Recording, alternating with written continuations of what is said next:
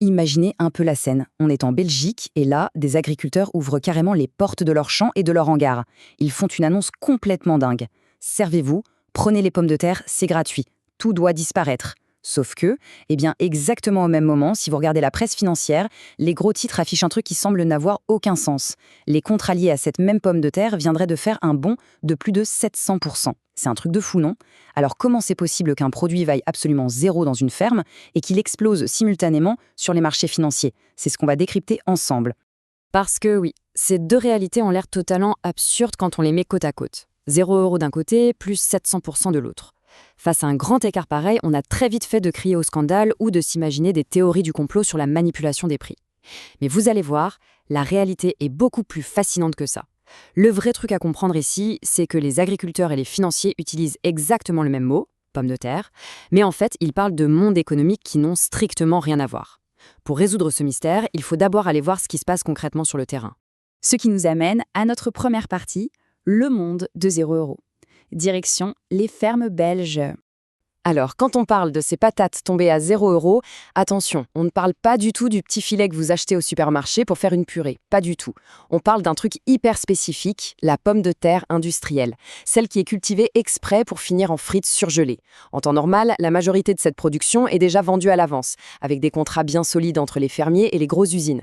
Mais il reste toujours une petite part de la récolte qui varie, ce qu'on appelle le marché libre. Ce sont des volumes qui n'ont pas été signés à l'avance. Et le souci, c'est que quand les usines ont déjà reçu tout ce qu'elles avaient commandé et que leur stock déborde, elles n'ont tout simplement aucune raison d'acheter le surplus.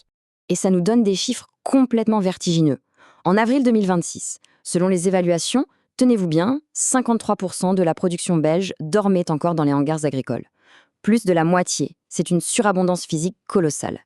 Le marché était tellement bouché, notamment à cause de récoltes européennes exceptionnelles et d'exportations qui tournaient au ralenti, qu'une montagne de patates attendait des acheteurs qui n'avaient tout simplement plus faim.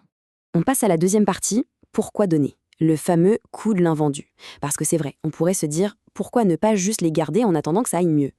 La réalité de l'agriculture, elle est brutale. Une pomme de terre, c'est pas un fichier informatique qu'on stocke sur un disque dur. C'est physique, ça pourrit, et surtout ça prend une place monstre. Première étape, il faut stocker tout ça, ventiler les hangars, payer l'électricité pour maintenir la bonne température, ça chiffre super vite.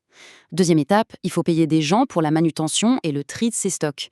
Et si au bout du compte, personne n'en veut, on arrive à l'étape 3, l'évacuation ou la destruction.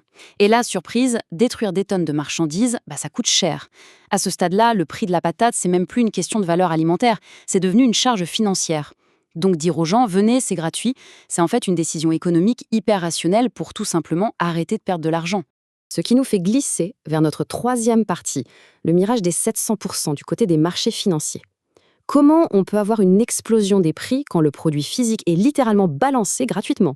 Le truc absolument crucial à capter ici, c'est que les traders, les contrats à terme ou les indices financiers, ils s'en fichent royalement du hangar qui déborde aujourd'hui. Eux, ils ont les yeux braqués sur le futur. Ils achètent du risque. Pendant que le fermier galère avec ses patates en trop, le marché financier, lui, il parie sur l'angoisse de la saison prochaine. Est-ce qu'il va pleuvoir? Est-ce que le coût des engrais va exploser? Et même, ils réagissent à des spéculations géopolitiques complexes, genre s'il y a un risque de conflit au Moyen-Orient qui ferait flamber le prix du pétrole et de l'énergie pour les usines. Bref, ces deux marchés, ils ne se regardent même pas. Et c'est là qu'on tombe dans un piège mathématique redoutable. C'est ce qu'on appelle l'effet de base. En gros, quand le marché libre s'effondre, le prix d'un contrat financier peut tomber super bas, disons 2 petits euros.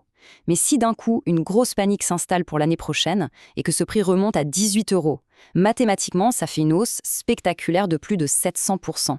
Alors oui, ce pourcentage, il claque, il fait les gros titres, mais il donne une impression totalement fausse. Ça ne veut pas du tout dire que la patate vaut soudainement son pesant d'or dans la cour de la ferme. Ça montre juste qu'il y a une volatilité énorme qui part d'un prix de départ quasiment à zéro. Quatrième et dernière partie, deux marchés, deux temporalités. C'est le moment d'assembler les pièces du puzzle.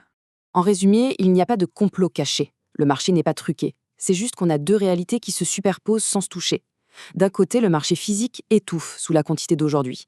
Les usines sont pleines, les hangars débordent, le produit devient toxique pour le portefeuille du fermier. Et de l'autre côté, le marché financier, lui, il réagit à l'incertitude absolue de demain. Il a peur de manquer. Ce n'est pas le même marché, ce n'est pas la même temporalité, et au final, ce n'est même pas la même pomme de terre d'un point de vue économique. Honnêtement, gardez cette petite phrase en tête, elle est presque philosophique.